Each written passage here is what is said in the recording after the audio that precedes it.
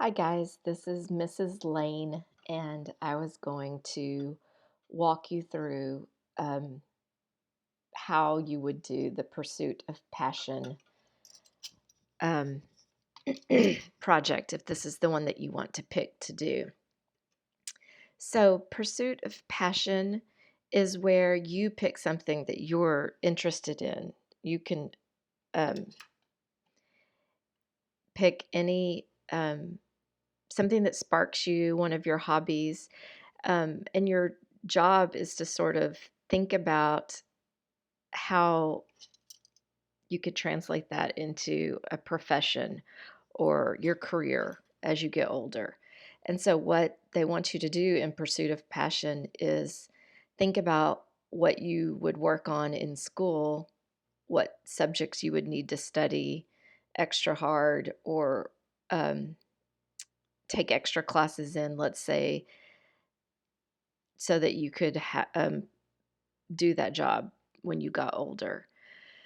But mostly people, when they think of this one, they do think of just a passion project. So something that you feel really strongly about and you want to dive deeper into it and do more research on it.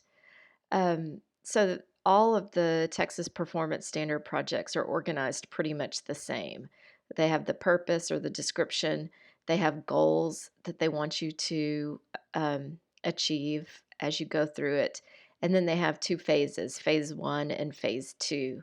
Phase one is sort of where you gather the background information so that you have a good foundation as you move forward with the project. And so it walks you through different steps. And if we were working on this at school, these would be sort of daily lessons that I would engage you guys in. But since you're doing this at home, um, I just do the best you can. Like, clearly, we're not going to be able to have a class discussion. Although you could post things into our Google Classroom if you have if you have questions or thoughts as you're going through. You may not be the only person that's doing Pursuit of Passion. There might be someone else that wants to sort of talk about things with you. But think about who you are, what you're good at, what you love, what makes you feel joy, um, and sort of get a grasp on that. And at the beginning of this, and I know I'm scrolling a lot, sorry, these are different tests you can take that sort of help you figure out where your interests, your strengths are, and your interests are. Um, this is the part where it talks about connecting them to the TEKS. So let's say you want to be in the healthcare field when you get older. I can definitely think of things you learn in science that would um, absolutely apply to your pursuit of passion. I think math. I can even think English language arts because you would connect to communication skills, right? When you're working with others or working with patients. Um, and so that's sort of the background part. Then you move into phase two, and that's the independent research. And this walks you through what you are going to do.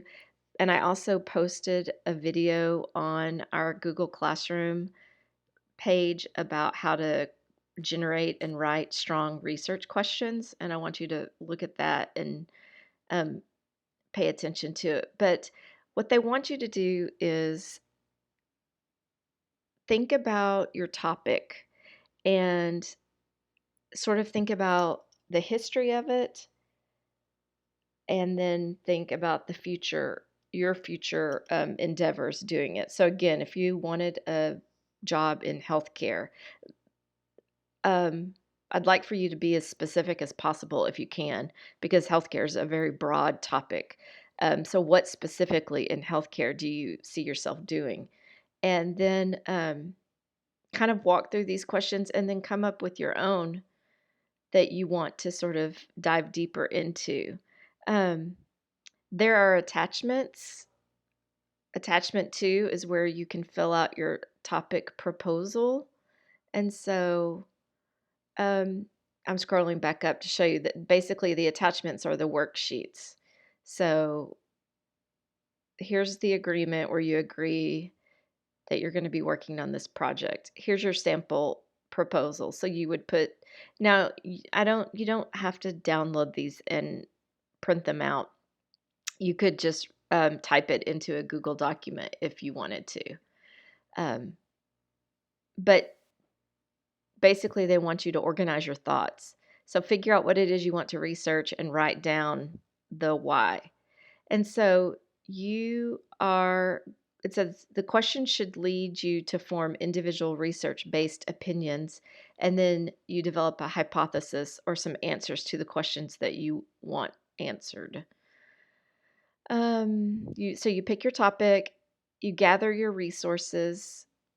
Um, it says correspondence with experts. So if you know someone in the field that you want to, or the topic you want to do more research on, you're welcome to interview them or send them emails. Well, you may not have books handy, but you might be able to get on Mayan and do some research there. And I know that some libraries have made their books public online without you having to go in person, because I do not want you leaving the house to go buy anything for this or do anything like that. I want you guys to stay safe.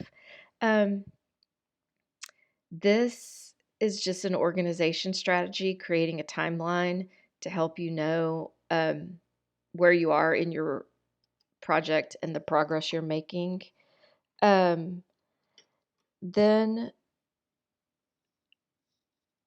you are going to also have products when you're done.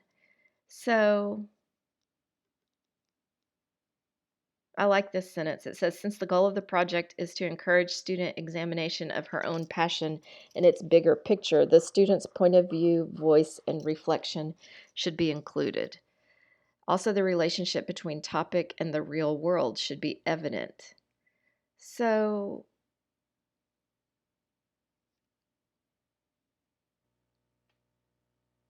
what I want you probably when you're done is you'll have um, a paper, or a research paper that you can present in a slideshow format or a Google Doc or a pencil and paper, however you want to convey the information that you've discovered. And then you will present it or show it in some sort of creative way.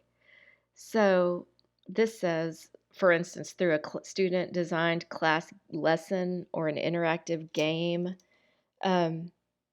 This is completely up to you. You could,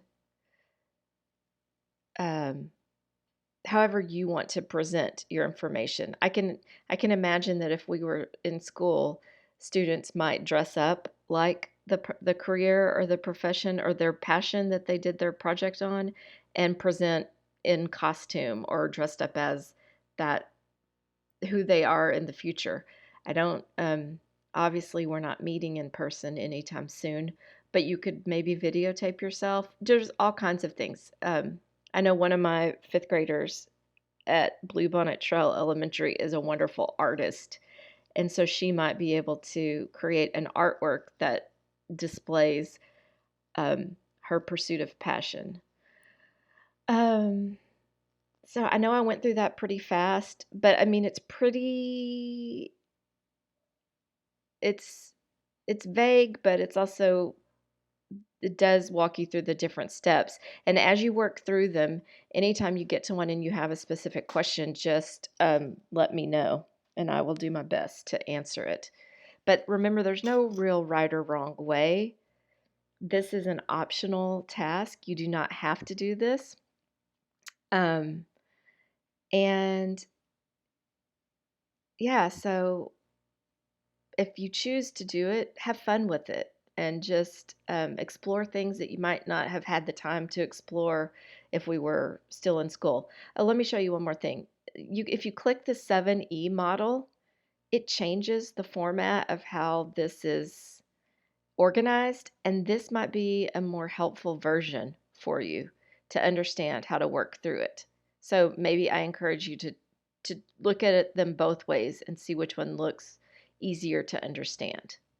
I kind of like the 7E model myself. Um, okay, I hope that helps, and I hope everyone's doing well. I miss you guys a lot, and yeah, take care. Email me or reach out with any questions you might have. Bye, guys.